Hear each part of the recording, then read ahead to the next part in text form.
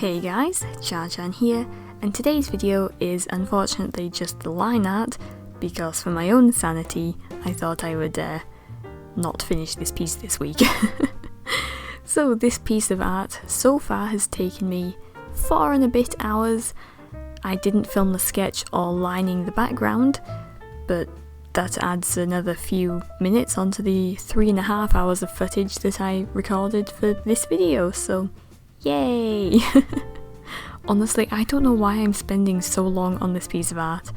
It's just such a bizarre crossover as well.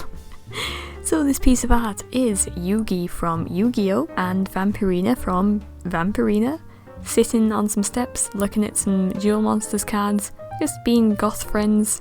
I don't know, I just wanted to draw 2 of my favourite characters, so I put them in the same piece of art, and here we are.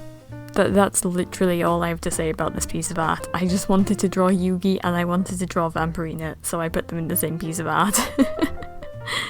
Anyway, so I might have the colouring portion of this video next week. We will see. I am very busy. I am trying to get this fursuit pre-made done as soon as possible so I can do a bunch of other stuff relating to it, like the information about the suit so I can sell it and business things. This is a personal piece of art for me to relax with. Anyway, so I thought today I would tell you about my very eventful weekend, because it was very eventful. It also meant that my fursuit work got pushed back behind schedule a little bit, so that kind of sucks. But let me tell you of the very eventful Saturday and Sunday.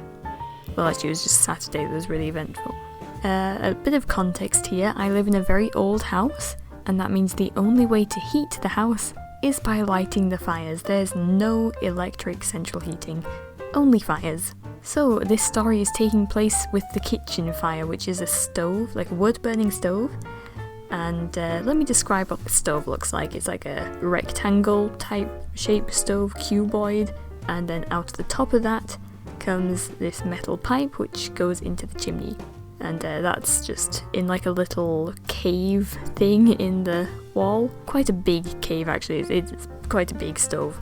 Anyway, my story begins when I go downstairs to make a cup of tea.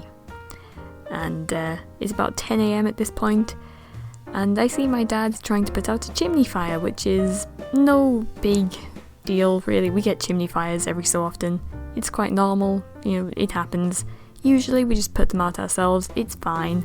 But this one was quite bad. I wasn't concerned. I was like, okay, it'll be fine, you'll just put the chimney fire out soon. Then I realised that the metal pipe, which is a black metal pipe, was glowing red. Yeah, that's not good. My dad was pouring water on this fire, like the pipe. He's already put the stove out, so that fire is out, but the chimney is still very much on fire, so that's not good.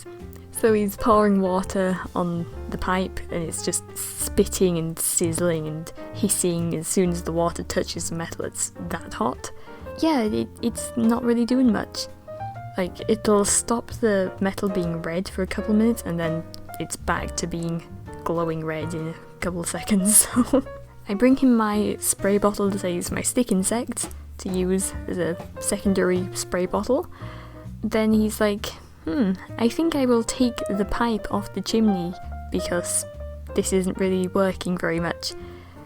All this time me and my mum are going, I think we should call the fire brigade, it's not really getting much better. Anyway, my dad wiggles the pipe off the chimney with his welding gloves on, I should mention, so he's protected from the heat. And as soon as that pipe is disconnected, a bunch of red hot glowing embers pour onto the top of the stove. It's quite dramatic. Anyway, my dad turns this pipe on its side and he runs outside with it, chucks it in the backyard, and then runs back in with this metal square with a pole attached to the bottom, and he holds that up to where the chimney is, or like where the pipe connects to the chimney, and he's like, bucket please, I think we should call the fire brigade. So it's a very chaotic few seconds of that metal square being put to the chimney to hold any embers to like prevent more embers from falling out, the bucket being passed over to catch any embers, metal bucket I should say, and the phone being passed to me to call 999. So I get to call 999, my first time calling 999. It wasn't that interesting, I just called 999, you know. I tell them, chimney fire, this address, come quickly, and the lady on the phone's like, okay, get everyone outside to a safe distance, evacuate immediately. Do we though? No. It's cold outside, it's snowing, there's like 3 or 4 inches of snow on that day, so it's cold. So we do gather our most valuable sentimental possessions and put them in the car, just in case.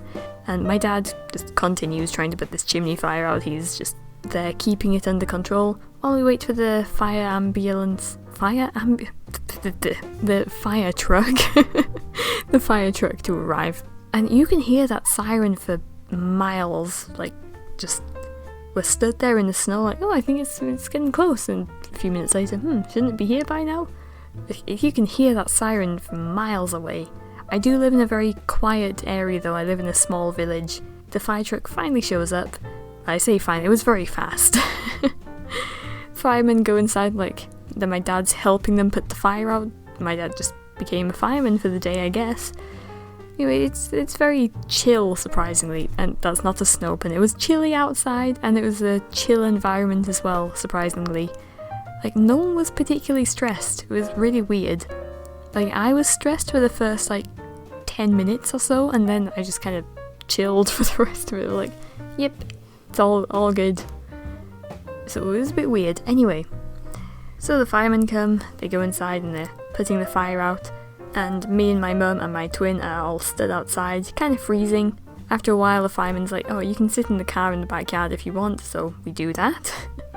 And it's only, it's not even warmer than outside, it's probably colder in the car than it was standing outside, so that sucked. But at least around the back of the house I had Wi-Fi signal. I didn't have any phone signal for some reason that day, so I couldn't text anyone to be like, yeah, I am fine, don't worry.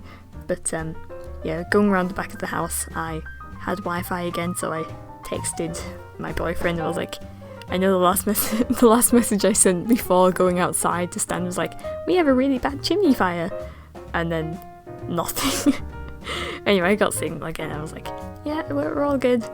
Anyway, we sit in the car and we watch the fireman and my dad just bringing these full buckets of soot out of the back door and dumping them in the middle of the yard, and spraying them with the hosepipe to keep them cool, put them out because they are smouldering.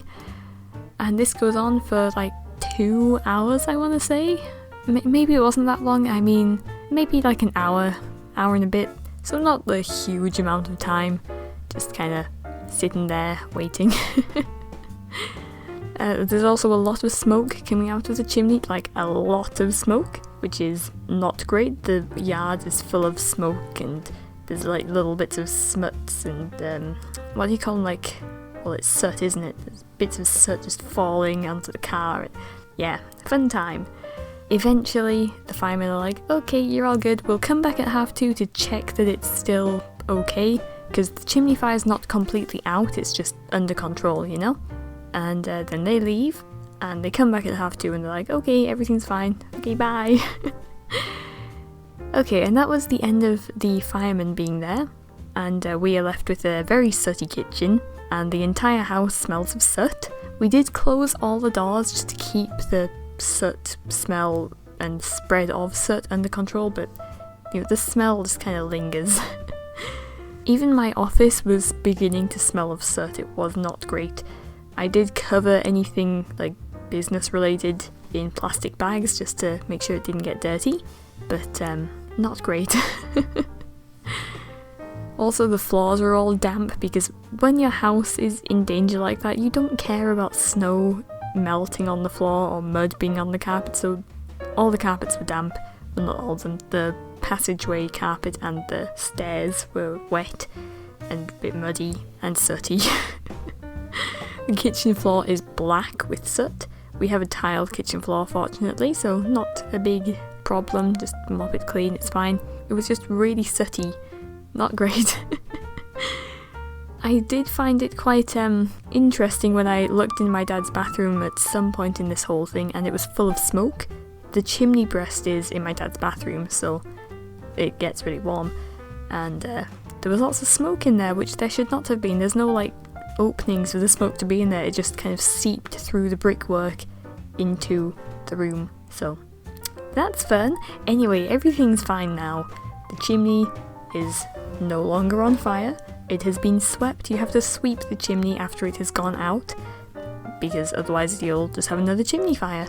So make sure you sweep your chimneys. Lucky for us, we do have the equipment to do that at home, so we didn't have to call anyone to do that. But yeah, sweep your chimney, make sure it is clean, otherwise you'll end up with a chimney fire, which is not great. It's been a few days now.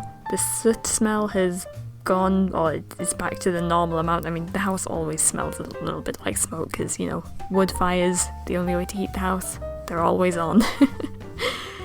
Anyway, that was my very eventful weekend. I hope you enjoyed the story. Sorry I do tend to ramble a little bit, but I hope you enjoyed it anyway.